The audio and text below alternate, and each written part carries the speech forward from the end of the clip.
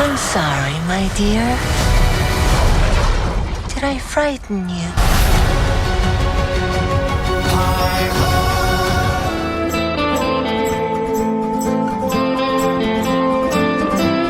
Hey everyone, and welcome to this non-spoiler review for Snow White, this brand new musical live-action adaptation of the classic Snow White film from back in the early days of animation there from Walt Disney Studios. This one is starring Rachel Zegler, Gal Gadot, and Andrew Burnap here as the three main characters in this movie. So right off the bat, my thoughts on the movie.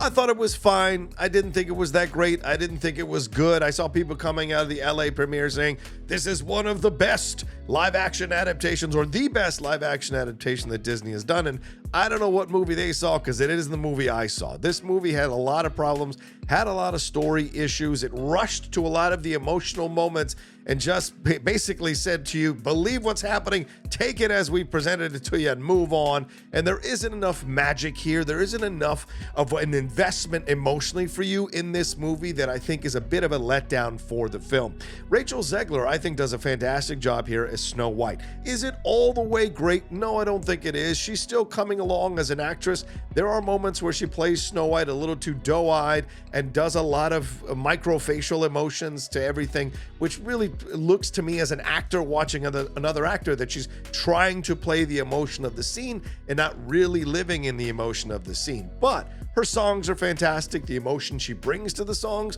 are really well done, and the places she goes as an actress, I enjoy. It's just those little things that you're watching as an actor that stand out to me that take away a little bit from the performance, but she's absolutely the standout reason to go see this movie. Gal Gadot, not quite so much. I thought her as the queen, initially I'm like, okay, I can buy what she's doing. I'm invested in this. Okay, maybe there's something more to come, but then she starts to do her songs, and that's where she really falls off a cliff. She does way too much. She overdoes them.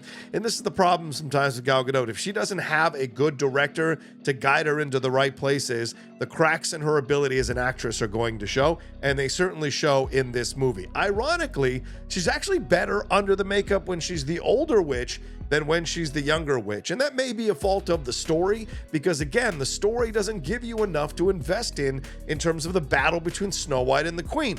All right, my dad is dead. Why is my dad dead? I need to find this out. I'm going to stop you from finding out. That's the basic gist of their issues. And so to me, there needed to be more. What's the background? What's the history? How did she achieve all this stuff? Like, there should have been more of the fleshing out of these characters so we can invest in it. And please don't give me this, well, the source material doesn't have it. Who cares? You're doing a new adaptation. You got to add new things. You got to update it. You got to meet the audience at where they're at now. And we want more from our characters, more from our stories as we go see these movies. I thought Andrew Burnap was fine as Jonathan. I enjoyed him in the two series that I saw him in, Under the Banner of Heaven, which was a fantastic series, and We Crashed, which I thought was a damn good series about WeWork. But here, he's kind of wasted. He's playing, yes, the Prince Charming character, but of course they turn it on its head. He's not really Prince Charming. There's more going on there.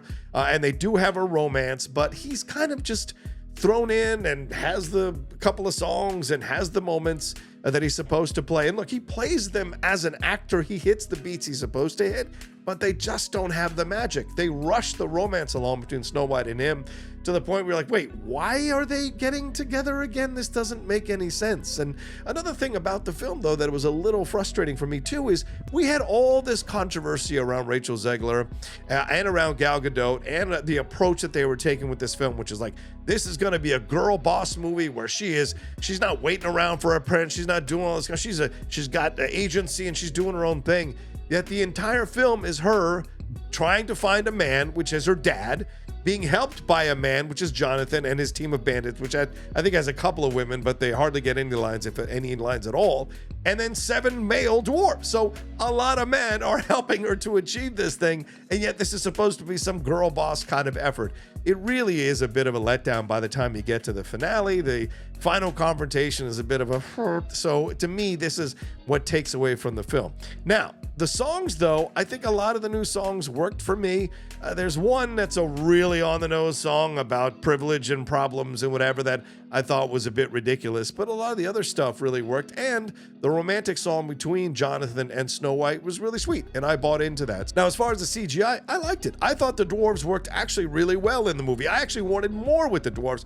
I wanted to spend more time with the dwarves, but unfortunately, this film just goes from one thing to the next, to the next, to the next, where it's just like, wait, do I have time to sit in this? I do like the Doc. I like Grumpy. Grumpy's a really standout dwarf, and the connections between Dopey and Snow White work really well in the movie and add a nice sweetness to the film as well. I like the hi-ho stuff. I like them being a part of the film. I wish we had more.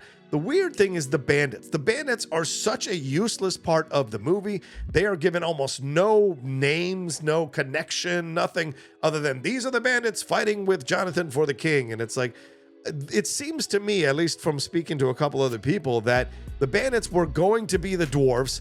Then there was all that drama and controversy, and so they just kept the bandits in there because they'd already shot some of those scenes, and maybe they didn't want to fire these people. They want a little diversity in the movie, but the dwarves were supposed to be the bandits. It's clear from the number of bandits there are and the personality connections, it's clear there was more going on with these bandits than we get in the movie. It's a bit of a mishmash at times when you're watching the film. In fact, there's one allusion to some storyline between two of the bandits that you go, wait, why is that even being alluded to when you've done nothing to build up that possible back and forth between them? And Marc Webb, I don't think he was the right director for this piece. Unfortunately, since Amazing Spider-Man 2, his theatrical offerings have not been great. His TV offerings have been good, but theatrical offerings have not been that good and a bit middling, from Gifted to The Only Living Boy in New York and Amazing Spider-Man 2.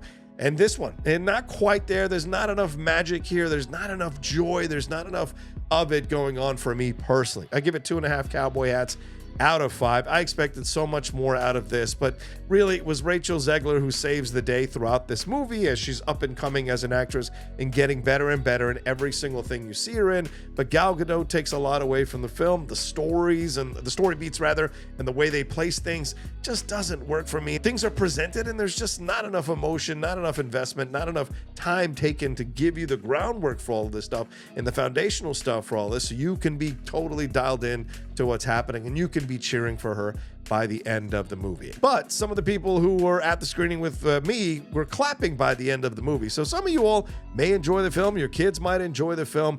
Go and see it. Let me know what you thought about it down in the comment section below. What stood out to you? What worked for you? What didn't work for you? Do you agree with a lot of what I said? Or do you disagree with me? Let me know all of it down there in the comments. And what stood out to you? What moments, what scenes, what lines, what songs stood out to you? Let me know down there as well. Well, that's my non-spoiler review for Snow White. Thanks so much for watching this thing. Look for the spoiler review possibly coming from the Geek Buddies sometime in the next few days. And I'll talk to you next time with another brand new non-spoiler review here on the Outlaw Nation. Take care. Thanks so much for watching this video. Please make sure to like, comment, share, and subscribe for more content from the Outlaw Nation.